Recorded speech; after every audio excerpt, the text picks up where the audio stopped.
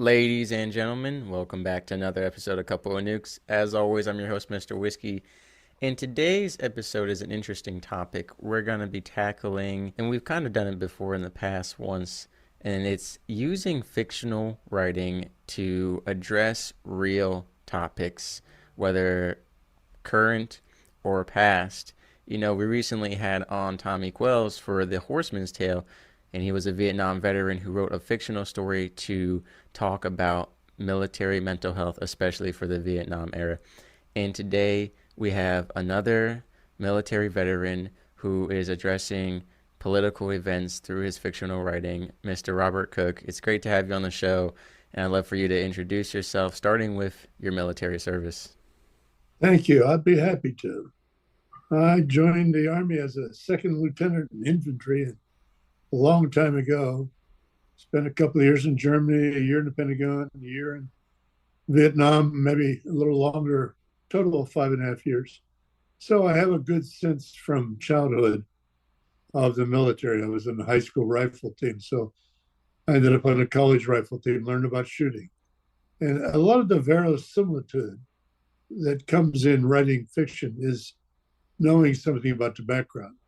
So I Right. went from college, where I was a math major, uh, up through Vietnam, got out, and started to learn about people who didn't have the mission as their primary focus in life. And it was an interesting drill. Worked out fine, but it was fun. And so I started a company in 19 2000, when was it? 1981, and took it public on the Nasdaq by 85, on the New York Stock Exchange by 1988, sold it by 1993. So that was just sort of a 20-year pass through the high-tech public market. Right. And when I was in 96, maybe it was 98, I was in a cruise back to Vietnam just to see what it felt like after 20 years and Mm. 30 years.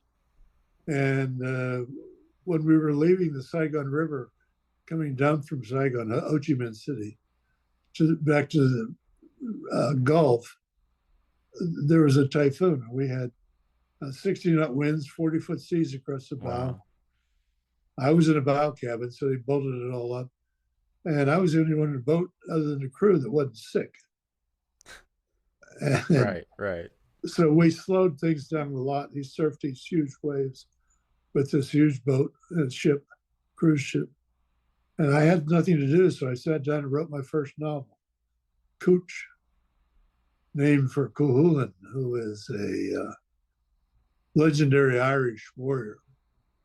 Anyhow, that's the story. That's how it all got started.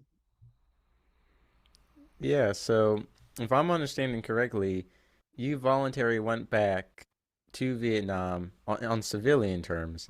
Um, so let me ask you about that because most Vietnam veterans, as far as I would assume, wouldn't want to go back there, because of PTSD, because of the memories and the trauma. So why did you choose to go back to a place that was, very traumatic for a lot of the veterans who served there? I suppose I'm hopelessly curious. Mm. And so uh, I wanted to see what it was like after 30 years of semi-communist rule, and the city had changed a lot. Right. But we were living on the cruise ship, so I could go out during the day and look around, just jammed, and motorcycles and push carts everywhere. So it was very robust. I was curious. That It brought back a lot of memories too. On the way up the river, up the Saigon River to Ho Chi Minh City, Saigon, I was on a bow deck just sitting there crying, for the people that should have been and were no longer. And Yeah. for what? I took a lot of grief for being in the military at that time and going to Vietnam. And my feeling was that if they sent me to Newark, I'd go. That wasn't my call. I was just a soldier. I was an infantry officer, and I had a job to do, and it wasn't my job to figure out what was right or wrong. Of course, Right. Hitler's people might have said the same thing, but I think there's a difference. Yeah, I was just about to say, I was thinking about how the Vietnam veteran era is well known for its controversy for the treatment of the soldiers. We had an episode on it actually with Robin Bartlett, and we talked about Vietnam combat, and he talked about how his personal motto is to say not thank you for your service to a Vietnam veteran, but welcome home. And he talked about how he and other Vietnam veterans weren't welcomed home with parades and awards like they expected. It was with hatred and negativity over, the support or lack thereof for the war. So you kind of answered the question I was going to ask ahead of time, which was you said all for what? So when you went back to Vietnam and looked around, did you felt like why did we even contribute to that? Why did we lose so many young men? I mean, men who were 18, 19, 20 years old, and then you're looking at modern day Vietnam at that time and thinking, what was it worth it? Can you tell us a little bit about those emotions? Well, those emotions I think vary from person to person. And for me, I knew why we were there. That's what I did for a living. It was Right. part of the domino theory. That if South Vietnamese, if South Vietnam or Vietnam and whole fell, that would be Cambodia, Thailand, on through the Southeast Asia corridor domino effect. And Mm. I didn't think that was right. I didn't like the way the war was being waged, but that wasn't my call. At the end of it, I was an Right. Yeah. Army captain. So you do your job, you keep your mouth shut, and when you get home, people spit on you. And Mm. you throw 5 pair of jungle fatigues in the corner and 2 pair of boots, pull your jeans and your topsiders on, and hit the road. Yeah. I still can't believe that treatment because at the end of the day, the way I look at it is like that, try to have that neutral perspective of focusing on the soldiers as people, not focusing on the war. At the end of the day, you're a human being. You went out there, you lost people, you did what you had to do, and so many people just want to associate you with the war, and I get that. But the Vietnam era, especially, there was a lot of people that were drafted in, who didn't even want to fight. I mean, there are people who, deserted and left or refused to go to Vietnam. So it was a very interesting time period in our country, and it's a very somber one, in my opinion. It's a very somber one. It is indeed. And it was the people that dodged a draft still get in trouble with the law. And the people that got home and got spit on are now thought of as pretty good people, veterans. You know, you got a lot of people that weren't Vietnam, the new vice president, Marine. Things are different now, but Yeah. we just have a different set of bigotries. And we're Mm. coming out of that phase where if you were woke, you didn't tell anybody they said anything wrong. And I think we're coming out of that. So that'll be interesting. In my book, I try to bring common sense in a global look at what's going on in Vietnam. When I started thinking about the book, I read something in The Economist that said that Israel was confiscating Jewish citizens' land if they were Arab on the basis that they simply weren't Jewish. That's sort of a theocratic non-starter, but they've been getting away with it. It's happening more now. Yeah. And so I wrote the book through the eyes of a Bedouin American, a kid that grew up in South Carolina with a Bedouin mother and a Marine father who had the Medal of Honor Mm. and had a wheelchair as a reward. And that's Wow. you can make those little statements. He had a wheelchair plus $50 a month extra for the medal, and you think about that. So Wow. anyhow, this kid goes off and spends summers in Morocco and Tangier, learns about being an Arab, and his grandfather works at great cost and great lengths to get him educated in Islam as a Muslim. So that's the look at the book, and I'm seeing quite a few most of American names float by in my book promotion. So it's probably catching on. And the reason I think it should catch on is the narrative.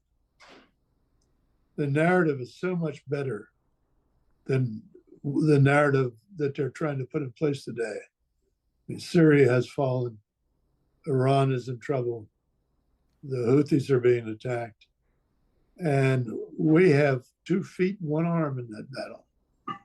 And back to the Vietnam thing, I would hate to see one American boot put on the ground over there. Yeah. And that's what I read about. Yeah, no, I'm of the opinion that I feel like America does this kind of in between role where they don't fully get involved in conflicts, but they're kind of getting involved in some ways, and it's like it's kind of this gray instead of black and white, and I've never really approved of that. It's kind of always just detrimental in some way, and that's my opinion. And I don't keep up all that much with the Middle East conflict, so I don't want to get you know put out any opinions out there that aren't, evidence based and backed. But as for you, Mr. Cook, I mean, what would you like to see with all the conflict in the Middle East? I mean, what's your ideal, world looking like? One of, I would assume, of peace, where everyone gets their land, everyone's happy, and everyone respects the borders. Is that kind of what you're looking for? Well, that and Santa Claus comes down the chimney every time. Uh, you know, that there is no solution to that Middle East cauldron without religion. And I agree with that. Netanyahu is trying to create a Jewish theocracy, spitting in the face of 200 million Muslims. And I don't have a dog in this fight, but there are only 6 million Jews in Israel, in a country the size of New Jersey. That's just a non-starter if you don't find a narrative that works. In my book, The Mahdi, I ended with, went through quite a bit of turmoil in the meantime, the usual sex and dialogue and violence you find in thriller. But we should talk about how fiction enables reality. Right now, reality is in a bad place. The fiction had Saudi Arabia, United States, and Israel funding a third each of building the Middle East to modernity.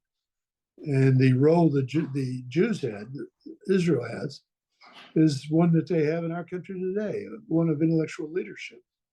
They provide, in my book, the education, the medicine, the engineering, the technology required to build a society from scratch. And it starts with teaching K through 6. So it's a fun. I thought the whole thing through, I think. So why did you?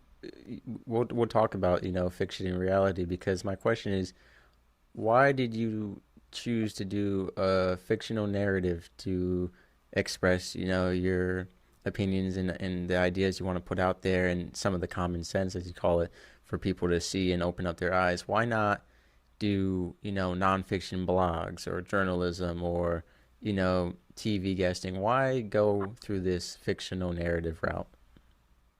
Well, it was 100,000 words, so that was a long time to say what I wanted to say.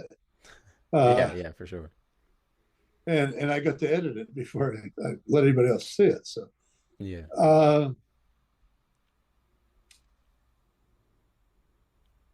The answer has to be found in Israel not taking over Lebanon and Iran. They've already invaded Syria. They still only have 6 million people. They're having a lot of trouble. And I happen to be a fan of Israel, but they're having a lot of trouble taking people out of their jobs for as long as they have, because they have a high-tech society. And when those people come and drive a tank or fly an airplane, they're not at home building stuff. So Israel's economy is suffering. And I think that they just have to back away from where they're going.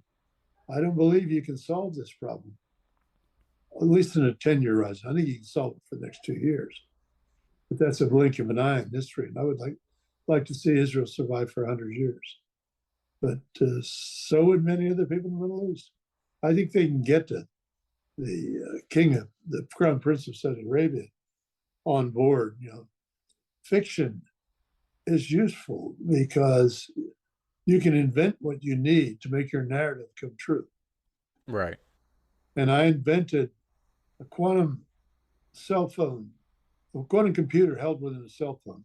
Well, that's 20 years away. They haven't built the first good quantum computer yet. And they cool it with liquid nitrogen, that kind of thing. And the second was taking the electromagnetic pulse that's so widely discussed in literature as turning on to lights in Central America or all of America from a nuclear blast in the atmosphere. Well, I found in my research that Boeing had taken the nuclear part out of an EMP attack and had it on Wikipedia, which where I found a lot of things on their website, flying the Tomahawk, turning out to lights in southern Utah. So I just took it another step from there to shootable, fusible EMP stuff. So you could go have a guy throw some 3D printed rocks around the apartment complexes in the West Bank, blow them up whenever you feel like it. All the lights go out, all the equipment stops, all that.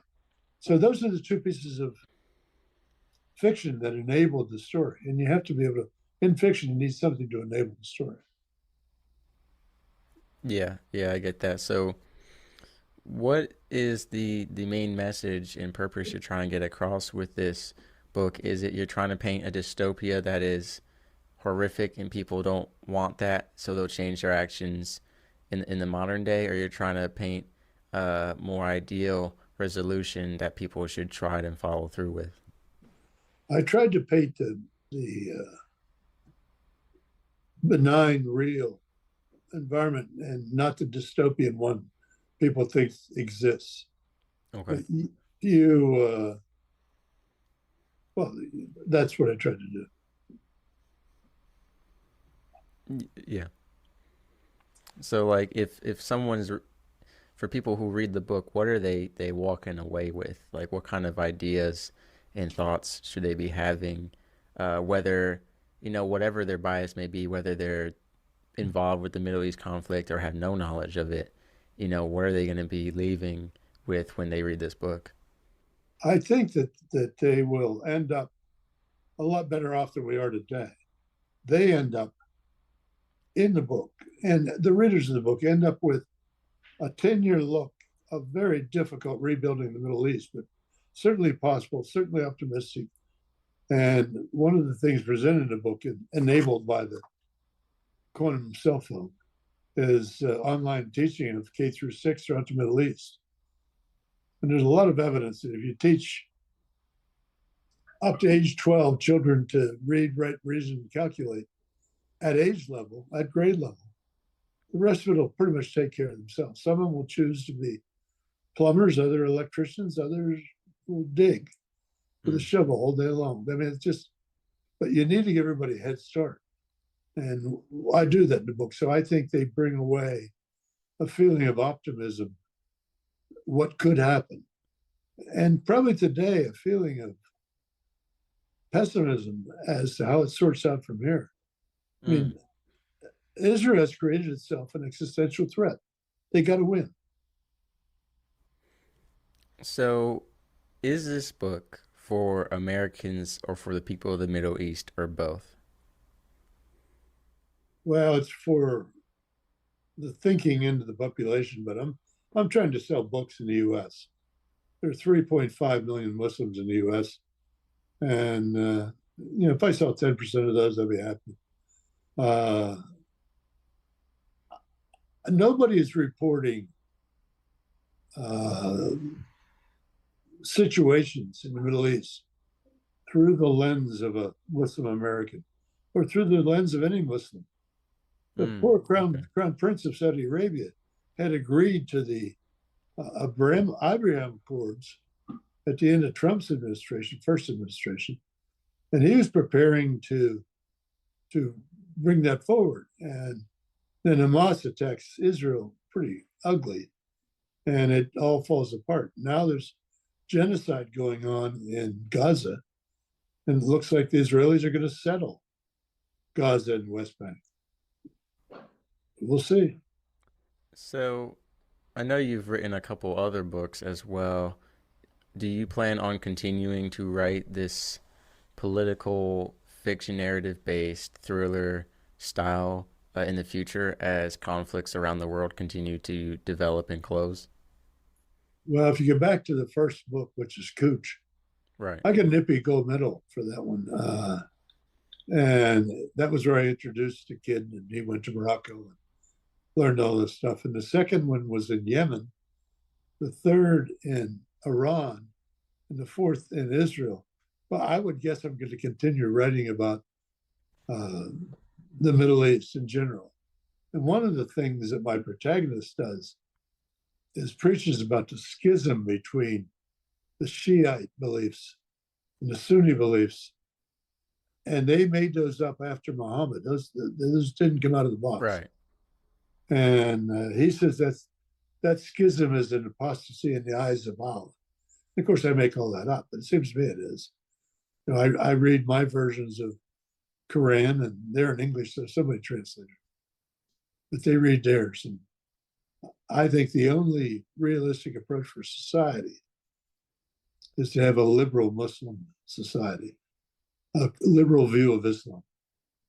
Mm.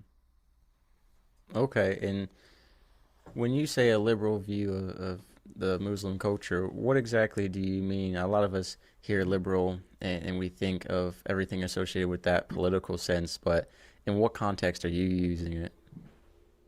When people, when Muslims say, you know, that the Quran requires them to kill all non-believers, it doesn't say that. Mm. You have to, you know, it just doesn't. There's places you can quote that make it seem like it does, but in general, the Muslim scholars that I listen to say, hey, it's a lovely religion. I have a friend right here who's married to an Egyptian guy for 10 years, turned Muslim. She says it's a pretty religious, lovely religion. No hate, help everybody out. And that might be part of the problem.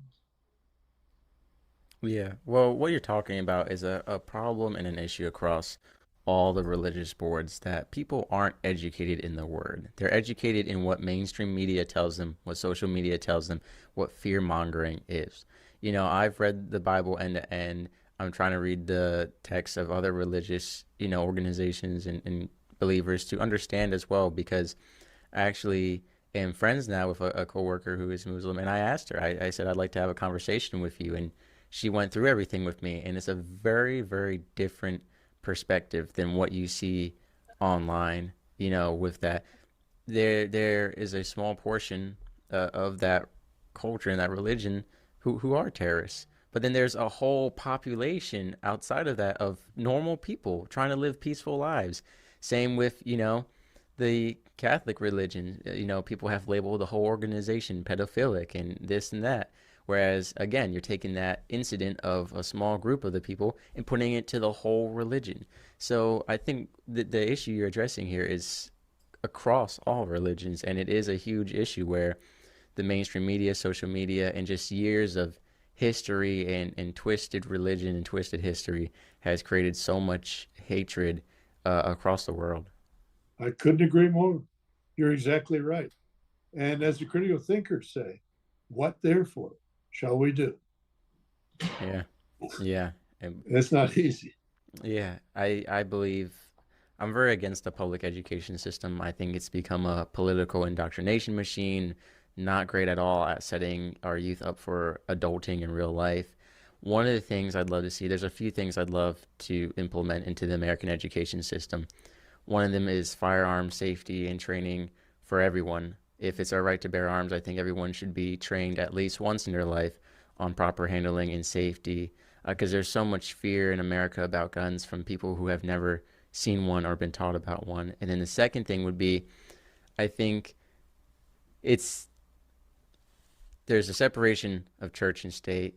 I don't know how to go about this, but I think that there should be like a world culture class that is mandatory for all students to read and learn about every religion. Just reading their text, not pushing it, right? I don't want the teachers trying to push one religion or another, because what children believe, that's their choice, and what their parents at home want to teach them, that's their religious choice. And I don't want the schools interfering in that.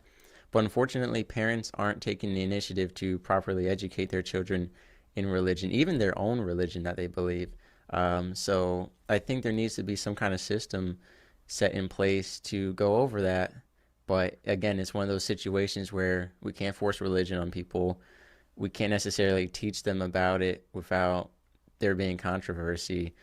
So I think like what you're doing with your book is one of those ways where we can kind of teach religious open-mindedness and actually teach about the truth of the religions without crossing those boundaries. Yeah, I mean, I'm where you are, except on the teachers. The teachers' unions are the ones who really caused the problem, I think. Mm. And the I got involved. I've been in education involved for a long time. I got involved in a City Springs Elementary in Baltimore. I'm making a video of 5 years of teaching inner city kids to read and write, and it was really quite an experience. And they can learn the same as the rest of us. But Right. I have stuck in my memory a video of a 5-year-old at the end of this kindergarten year reading from a text that he had in front of him. He was struggling with the words and sounding them out, but he was 5 years old. Mm. And his father was in front row, right where I could see him. He's a big guy, all scarred up and ugly. He was crying. Wow. He never had a chance to learn how to read, and his kid was going to have it. And that is the social contract that we have to maintain. It's sad about religion that the Abraham Accords is part of the Abrahamic religion, where there's monotheistic between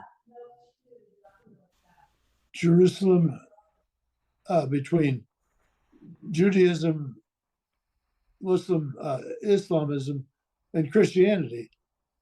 The same gods way back when. The angel Gabriel is a bigger deal for the Muslims than he is for the Christians. And they don't have any trouble getting along. But as you point out, you got to teach them it's their responsibility to get along pretty early. Yeah. Yeah, I agree. And ladies and gentlemen, we're gonna have the website in the description below, robertcooknovels.com, so you can find his latest book, The Mahdi, as well as his other books, The Cooch, Patriot and Assassin, Pulse. All of those are going to be on there, and you can find more information about Mr. Cook on the website as well. And Mr. Cook, I want to thank you for what you do. I know not everyone is receptive to it, but I know you're trying to do something good for the world through your writing, and I think that's the best we can do, is try to put out value into the world and help educate others and create peace. So I appreciate what you do, and I thank you for coming on the show and sharing that with us. We tried, don't we? You're welcome. I enjoyed it.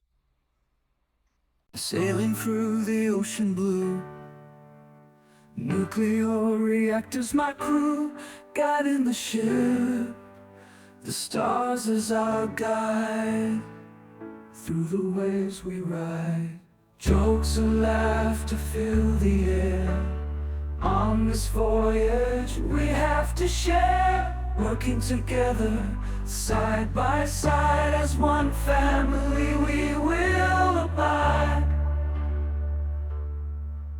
In the heart of the ship we reside, nuclear operators with pride, powering the vessel with every stride. Our mission, a source of great pride.